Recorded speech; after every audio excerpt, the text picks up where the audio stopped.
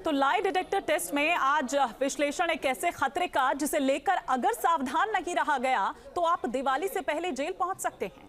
जी हां, चौंकिए मत, ये जेल आपके घर में ही बना दिया जाएगा। आपको किसी से बात नहीं करने दी जाएगी, फोन बंद करवा लिए जाएंगे और यहां तक कि आप किसी को मैसेज भी नहीं कर पाएंगे और आपको ये सब कुछ झेलना पड़ेगा बिना किसी गलती की वजह से। लेकिन क्यों और कैसे, दिखाते हैं आपको इस रिपोर्ट के जरिए। दिवाली से पहले आपको हथकड़ी लगाने वाली कॉल का सच। Kumar, IPS officer from Mumbai cyber crime east branch. Okay. Phone उठाया तो लुट जाओगे,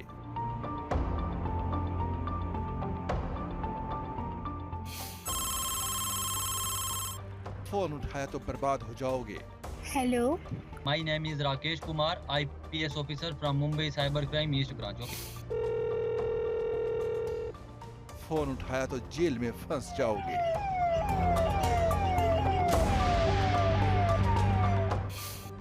लेकिन ये सब होगा कैसे और क्यों?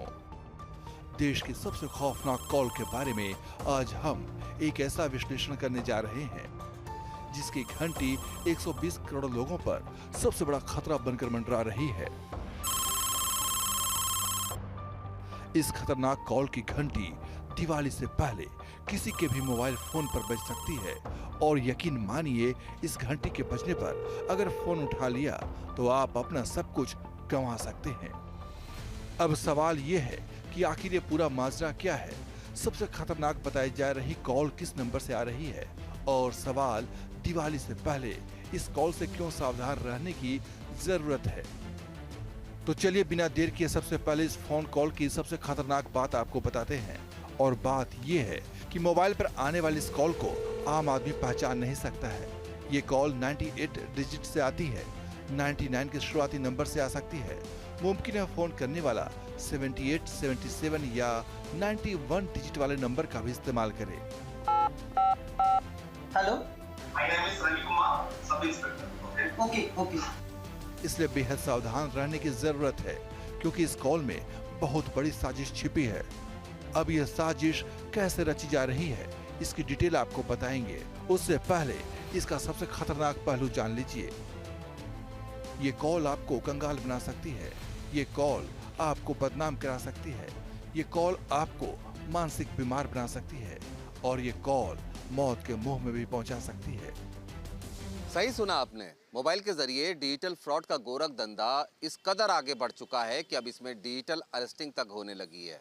पिछले कई महीनों में ऐसे मामले लगातार सामने आए हैं जिनमें अब सिर्फ पैसे का नुकसान नहीं हो रहा है बल्कि फ्रॉड के शिकार लोगों को एक तरह से बंधक भी बना लिया जाता है।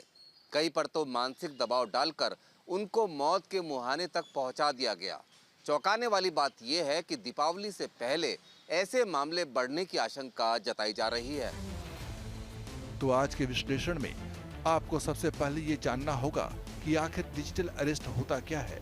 इसे ऐसे समझिए कि डिजिटल अरेस्ट की शुरुआत एक मैसेज या फोन कॉल के साथ होती है। डिजिटल अरेस्ट करने वाले ठग लोगों को फोन करके कहते हैं कि वे police department, CBI, ED, narcotics विभाग या इनकम टैक्स डिपार्टमेंट से बात कर रहे हैं। इसी फोन कॉल पर यह कहा जाता है कि आपके पैन और आधार का इस्तेमाल करते हुए तमाम चीजें खरीदी गई हैं या फिर मनी लॉन्ड्रिंग की गई है। कई बार ये भी दावा किया जाता है कि वे कस्टम विभाग से बोल रहे हैं और आपके नाम से कोई पार्सल आया है जिसमें ड्रग्स या प्रतिबंधित चीजें हैं। इसके बाद साइबर ठग वीडियो कॉल करते हैं और सामने बैठे रहने के लिए कहते हैं। ऐसा करने के पीछे इनका मकसद ये भी होता है कि ये अपने शिकार को डिपार्टमेंट से जुड़ी वर्दी और दफ्तर का सेटअप दिखा सके ताकि यकीन दिलाया जा सके। इस दौरान ठग अपने शिकार को किसी से बात नहीं करने देते हैं, मैसेज करने और मिलने की भी इजाजत नहीं होती। पेशेवर तरीके से पूछताछ के बाद जमानत के नाम पर शिकार से पैसे मांगे जाते हैं। डरा सहमा रिसीवर गुनहगार ना होते हुए भी ठगों की सारी बात मानता चला जाता है। इस तरह लोग अपने ही घर में ऑनलाइन कैद होकर रह जाते हैं और इसे ही डिजिटल अरेस्ट कहा जाता है। दावा किया जा रहा है कि पिछले 1 महीने के भीतर इस तरह के डिजिटल अरेस्टिंग के 10 से ज्यादा मामले देखने को मिले हैं। 4 मामले तो एक हफ्ते के भीतर सामने आ चुके हैं। इसमें वाराणसी में 67 साल की एक महिला से साइबर जालसाजों ने 32,40,000 की ठगी कर ली। महिला को डराने के लिए साइबर ठगों ने उस पर कुरियर में अवैध सामग्री मंगवाने का आरोप लगाया। मुंबई में साइबर ठगों ने एक महिला डॉक्टर को टारगेट किया और आरोप लगाया कि महिला के आधार कार्ड पर फर्जी सिम कार्ड चलाया जा रहा है। जेल का डर दिखाकर महिला से 48 लाख रुपए ठग लिए गए। यूपी के सोनभद्र में भी एक महिला पर पहले झूठा आरोप लगाया गया, फिर 48 घंटे तक उसे डिजिटल अरेस्ट किया गया। बाद में 2,09,000 देने पर महिला को छोड़ा गया। राजस्थान के जोधपुर में भी एक महिला को इसी तरह वीडियो कॉल करके फंसाया गया, फिर महिला डॉक्टर से 9 लाख रुपए वसूले गए। इन चारों मामलों से एक बात तो साफ है कि महिलाएं डिजिटल अरेस्टिंग की शिकार ज्यादा हो रही हैं और साइबर ठग ऐसे लोगों को टारगेट कर रहे हैं जो संपन्न हो और बचने के लिए भारी रकम चुका सकें। दावा है कि वीडियो कॉलिंग पर घर के हालात देखकर और ज़रूरी डिटेल मांगकर ही साइबर ठग ये तय करते हैं कि कितनी रकम वसूल की जाए। हालांकि ऐसा नहीं है कि सिर्फ महिलाएं ही डिजिटल अरेस्ट करने वाले साइबर गैंग की शिकार बन रही हों। पुरुषों को भी साइबर ठग अपना निशाना लगातार बना रहे हैं। ऐसा ही एक मामला दिल्ली में सामने आया है, जिसमें साइबर एक्सपर्ट मोहित यादव को भी ठगी का शिकार बनाने की कोशिश की गई। डिजिटल अरेस्टिंग वाली ठगी की शुरुआत यहाँ भी एक फोन कॉल से होती है। हेलो, हाँ जी। My name is Ravi Kumar, sub inspector. Okay. अब चूंकि साइबर एक्सपर्ट होने की वजह से मोहित यादव इस फ्रॉड को लेकर जागरूक थे, लिहाजा वो इस पूरे मामले को रिकॉर्ड कर लेते हैं। फोन करने वाला शख्स खुद को telecom regulatory authority of India यानी ट्राई का कर्मचारी बताता है। फिर साइबर एक्सपर्ट मोहित यादव से पूछता है। इस दौरान मोहित यादव अपना नाम रवि कुमार बताते हैं। हेलो, मैं टेलीकॉम डिपार्टमेंट से बात कर रहा हूँ। हमारे सिस्टम में एक नंबर शो कर रहा है सर। नंबर का लास्ट 4 डिजिट है 9980। ये आप इस्तेमाल कर रहे हैं? नहीं। नंबर तो आप ही का दिखा रहा है, आपकी आईडी से लिया गया है। 9980 है लास्ट में। नहीं, ऐसा तो नहीं है सर। एक्चुअली ये नंबर निकाला गया है मुंबई में और इस नंबर का न जाने कौन इस्तेमाल कर रहा है इलीगल एडवर्टीजमेंट और हैरेसिंग मैसेजेस भेजने के लिए।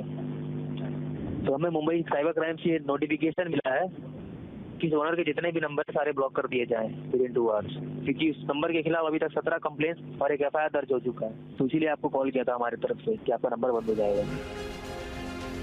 ऑडियो में साफ कहा गया है कि किस तरह से रवि कुमार यानी मोहित यादव के आधार और मोबाइल नंबर का गलत इस्तेमाल हुआ है।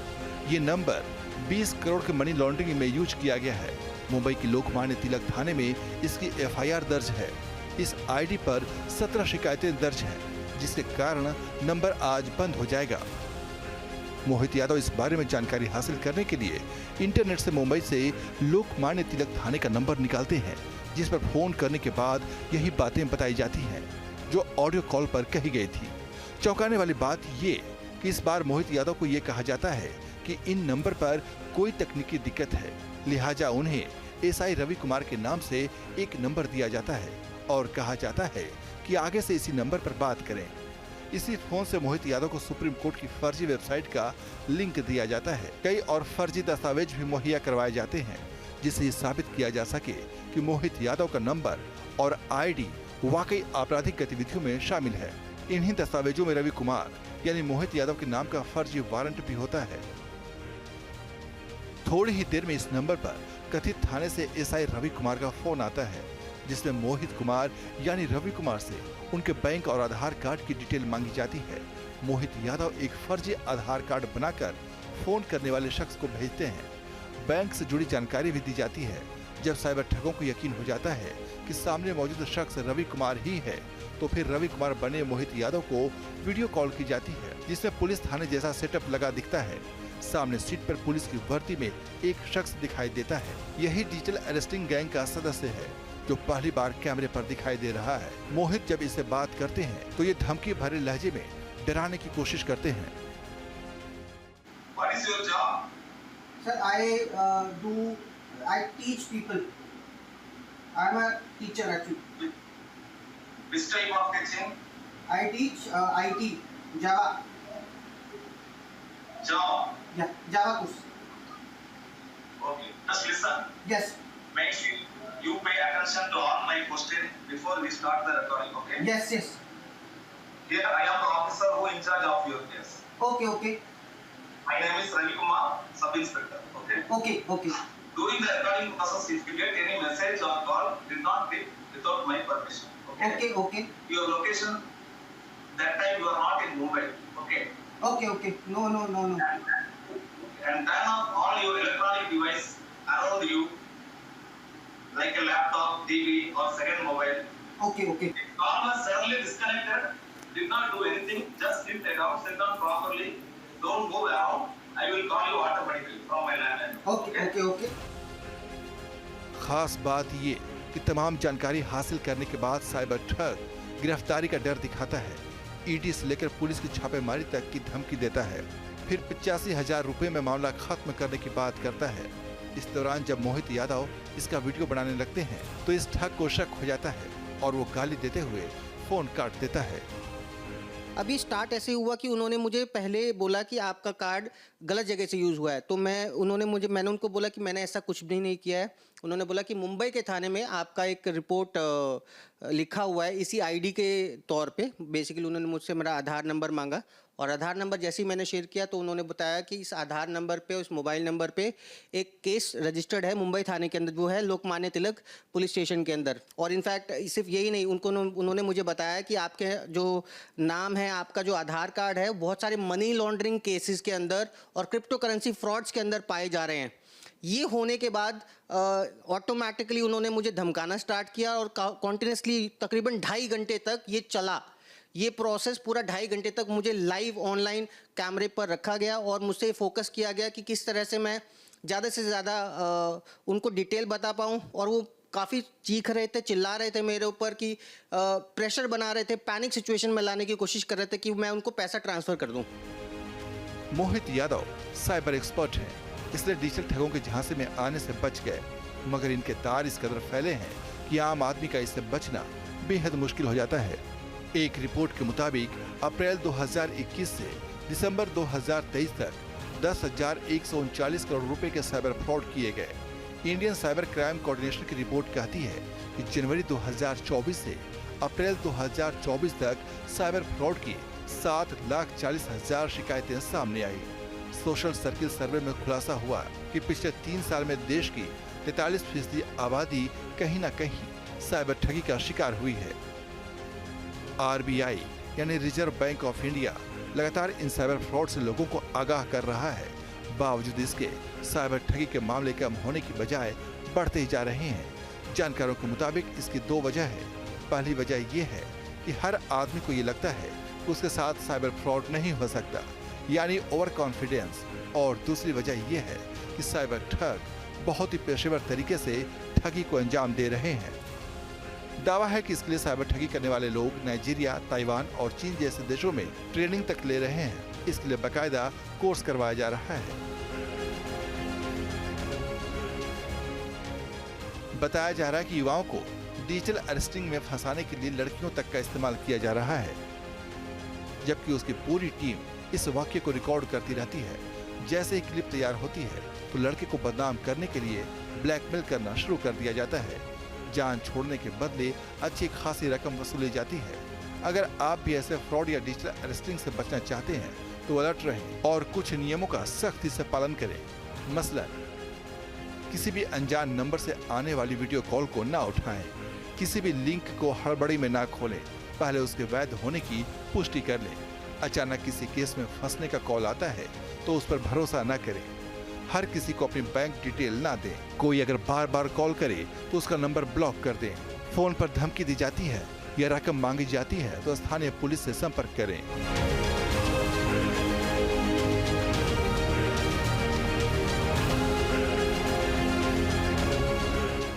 दिवाली के सीजन में हर किसी के पास त्योहार मनाने के लिए पैसा होता है। साइबर ठग इसी बात का फायदा उठाने की कोशिश कर सकते हैं, लेकिन आप तय कर लीजिए कि बदनाम होने के डर से जल्दबाजी में कोई भी गलत फैसला नहीं लेंगे, क्योंकि ऐसा करने से न केवल आपको अपनी गाढ़ी कमाई से हाथ धोना पड़ सकता है, बल्कि इससे साइबर ठगों का हौसला ज्यादा बढ़ता है। Team news nation.